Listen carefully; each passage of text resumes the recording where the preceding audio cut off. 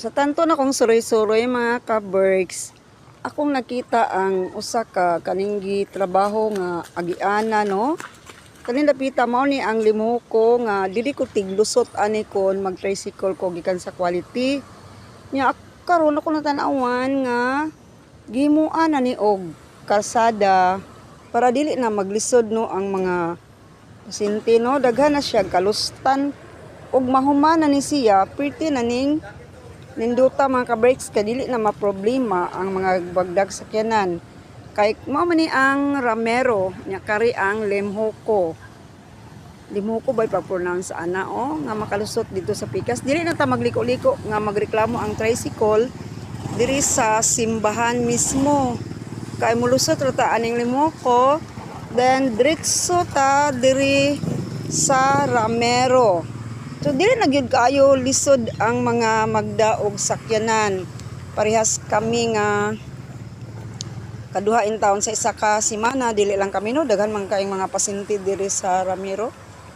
No, dili na gyud siya maglisod kay na may agianan ka works dako pa gyud kaayo. Ang agianan kanang exit mao ri ang Limhoco.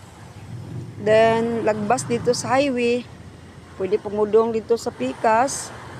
Nya nagsigisad og ayo ang Ramero para mahimong makomportable ang mga pasyente mga ka-berks. Pasalamat gyud ko aning Ramero kay uwa pa ambot na unsaon na ni ako ang amo. No, dako kayo nga na kalsada pwede ka tagbuan puhon kon kani mahuman mga ka-berks ang mao nga gihimong kalsada.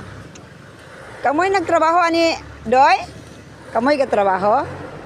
Doy, salamat kay Doy. Good job. Taga-asa ka Doy?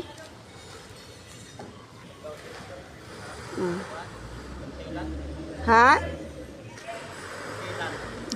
So sila mo ay nagtrabaho. Pasalamat sa kanila mga ka-berks no. Kay gwapa po ni sila.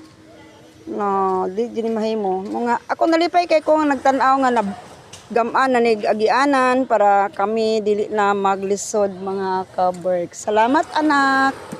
Kani sila mo ay nagtrabaho. No? So update sa sunod mga ka-berks.